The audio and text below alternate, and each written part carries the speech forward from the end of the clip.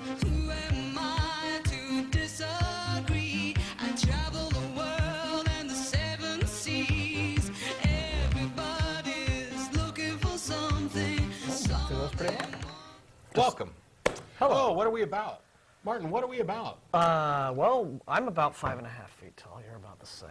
And Not about the same. I'm an inch shy of 6 foot tall.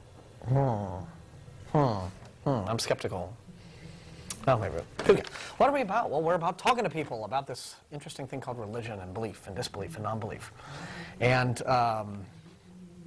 you know, I like getting email from Fundies. I like getting their newsletters. I like, you know, you can't spell Fundy without fun is always a fun fact. And I got this. I signed up for this ages ago. I don't know if you folks have ever heard of these guys, but they're wonderful. They're among my favorites in sort of the Wackaloon Brigade.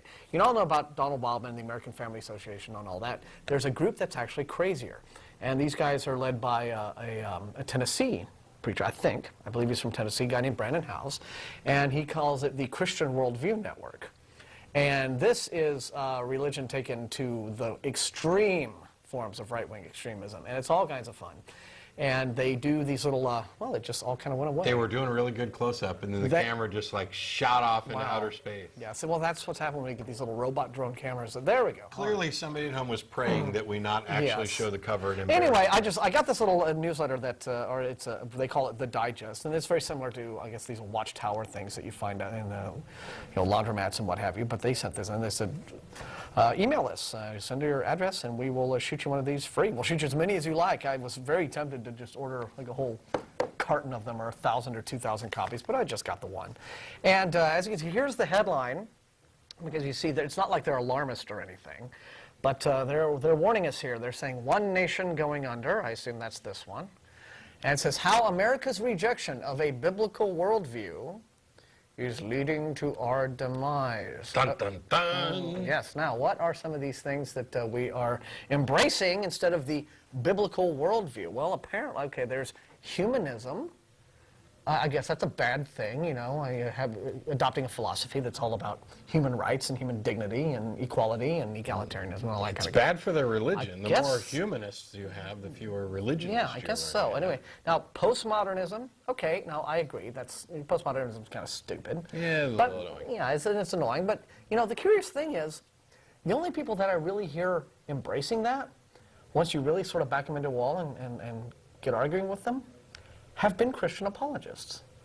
Yeah. You know, we had a fella some years ago. This was many years ago. And just one example of this. We had a minister. He was a military chaplain. Actually, was invited one Sunday to give the Sunday lecture.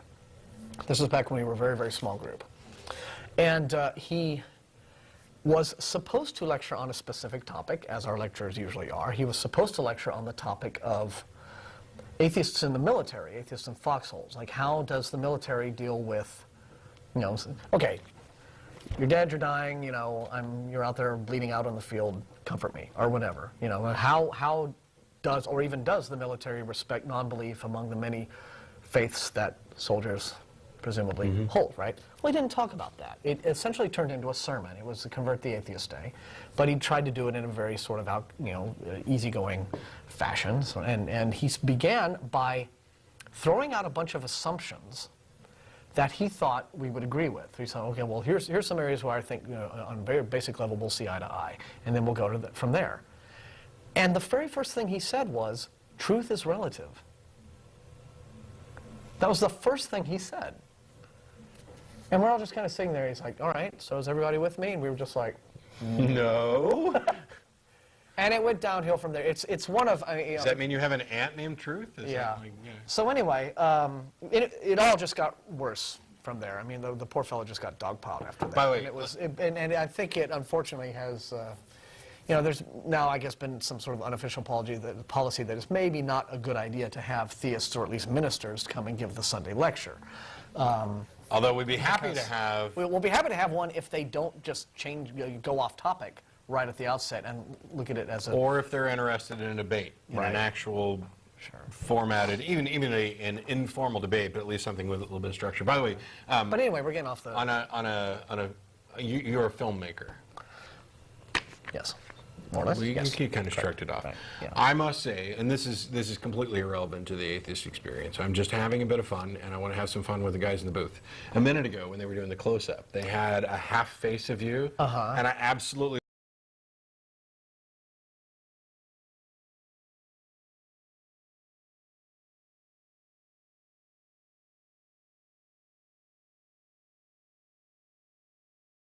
You go through and plan out exactly what all it's going to take. We'll have fun with it towards the end of the show. Sort of like that Bergman film, Persona, where you have leave a woman and the other woman, and they sort of meld together. And see, that's a film school reference. Yeah, if you know art movies, you'll know that. So you see, I went to film school.